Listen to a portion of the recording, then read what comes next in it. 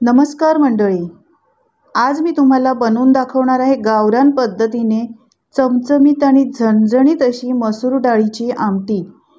ही recipe एकदा तुम्ही नक्की ट्राय करून बघा। आवडली असेल तर लाईक करा आणि चॅनलवर माझ्या जर तुम्ही नवीन असाल तर चॅनलला सबस्क्राईब करा। चला तर रेसिपीला सुरुवात करूयात। तर ही रेसिपी बनवण्यासाठी इथे मी 1 वाटी मसूरची डाळ घेतलेली आहे। मसूरची डाळ एका भांड्यात घालायची आणि त्यानंतर 3 ते 4 वेळा छान धुवून घ्यायची, कारण यावर केमिकल असतं, पावडर मारलेली असते। तर 3 ते 4 वेळा स्वच्छ पाण्याने धुवून घ्यायची। तर डाळ मी धुवून घेतलेली आहे आणि डाळीच्या दुप्पट मी पाणी घेतलेलं आहे। आता धुतलेली डाळ कुकरमध्ये घालून घेऊया। आता यामध्ये पाव चमचा हळद पावडर आणि अर्धा चमचा मी मिठाचा वापर केलेला आहे। मिठाचा वापर आपण नंतर देखील करणार आहोत, सुरुवातीला कमीच घालायचं।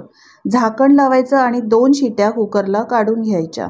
आता हा कुकरचे शिट्टे होते तोपर्यंत आपण एक वाटण बनवूया।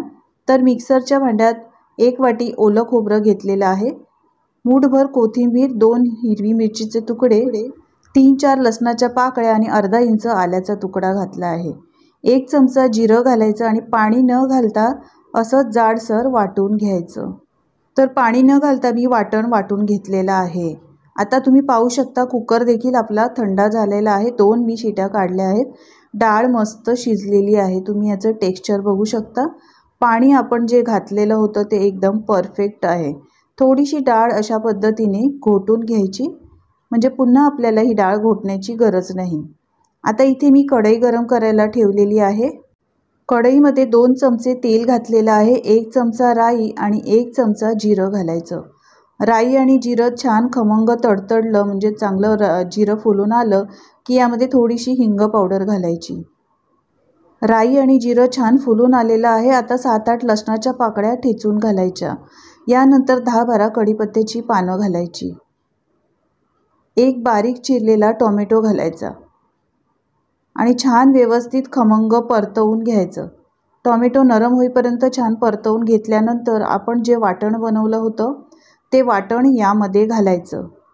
मंडळी, जर तुम्हाला माझी रेसिपी आवडत असेल तर प्लीज एक लाईक करायला विसरू नका।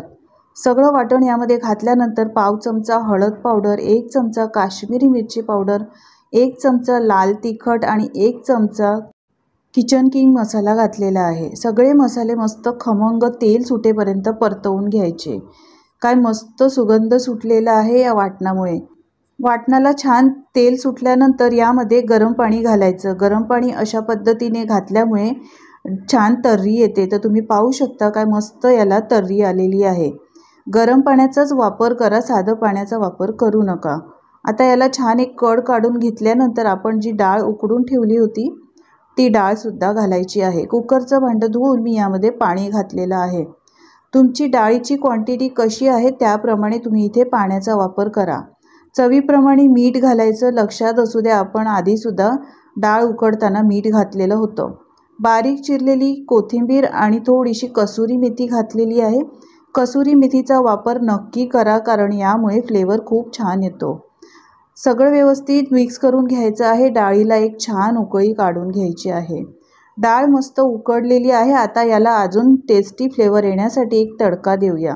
तर इथे 2 मोठे चमचे मी तूप गरम केलेलं आहे, 1 चमचा राई जिरं आणि 10-12 लसणाच्या पाकळ्या ठेचून घातल्या आहेत, 1 मिरची आणि 1 चमचा लाल तिखट म्हणजे काश्मीरी मिरची पावडर घातला आहे। यामुळे कलर खूप छान येतो। हा तडका आता डाळीवर घालायचा आहे, झाकण लावायचं आहे आणि 10 मिनिटं असंच ठेवून द्यायचं आहे, म्हणजे याला फ्लेवर खूप छान येतो। फोडणीचा खमंग सुगंध या डाळीमध्ये उतरतो।